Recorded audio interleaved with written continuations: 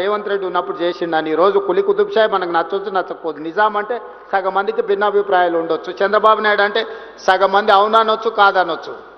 కానీ 100% hitech city ఎవరు కట్టిరు అంటే చంద్రబాబు నాయుడు కట్టినని చెప్పాల్సిందే కదా.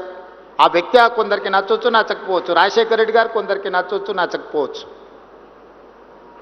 కానీ international airport outer ring road ఎప్పుడు వచ్చిందంటే రాజశేఖర రెడ్డి గారి హయాంలో వచ్చిందని చెప్పాల్సిందే కదా. దేశ స్వతంత్రం కోసం కొట్లాడిన వాళ్ళు మహాత్మా గాంధీ, పండిత్ జవహర్లాల్ నెహ్రూ గురించి స్వతంత్రం గురించి మాట్లాడితే వాళ్ళు తెచ్చిందని చెప్పాల్సిందే కదా. ఆ ఫిలాసఫీ కొందరికి నచ్చొచ్చు నచ్చకపోవచ్చు, కానీ వాళ్ళు ఈ దేశానికి ఇచ్చిన ఒక గొప్ప స్ఫూర్తి ఎప్పటికీ మనలో కొనసాగుతూనే ఉంటుంది కదా.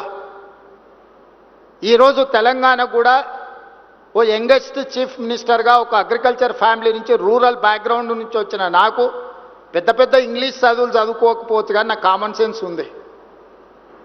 Common sense is biggest asset for any one. Language is not an a knowledge, language is only for communication. అమెరికాలో బిచ్చమెత్తుకునేటోని కూడా ఇంగ్లీష్ వస్తుంది, వాని ఊర్లో మాట్లాడుకునేదే ఇంగ్లీష్, బాత్రూమ్లు కడిగేటోని కూడా ఇంగ్లీష్ వస్తుంది. జపాన్కి జర్మన్కి ఇంగ్లీష్ వచ్చా, వాళ్ళకి చైనాకి ఇంగ్లీష్ వచ్చా? ప్రపంచ దేశాలను చైనా, జపాన్, జర్మన్ శాసిస్తుంది కదా, ఎంతమందికి ఇంగ్లీష్ వచ్చా? దేశంలో పరీక్ష పెట్టుండ్రి.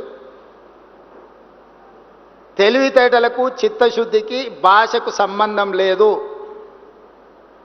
భాష వచ్చిన వాళ్ళందరూ విమానాలు నడుపుతలేరు, భాష వచ్చిన వాళ్ళందరూ రాకెట్లు తయారు చేస్తలేరు. భాష వచ్చిన వాళ్ళు బట్టల షాప్లో బట్టలు అమ్ముతారు, బాత్రూమ్లు కడిగేటోళ్ళు కూడా ఉన్నారు భాష వచ్చిన వాళ్ళు. అదేం పెద్ద విద్య అని నేను అనుకోవడం లేదు. మంచిదే ఒక అడిషనల్ క్వాలిఫికేషన్.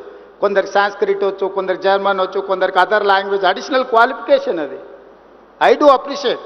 ఆ భాష వస్తే మంచిది, ఇంకొక భాష ఎక్స్ట్రా నేర్చుకుంటే. పివి నరసింహారావు గారికి 14 భాషలు వచ్చేది. ఏ రాష్ట్ర ఎంపీ పోయినా కూడా వాళ్ళ భాషలతో మాట్లాడితే వాళ్ళు చాలా సంతోషపడేవాళ్ళు, పని అయినా కాకపోయినా సార్ మా భావం మా బాధ అర్థం చేసుకున్నాడని.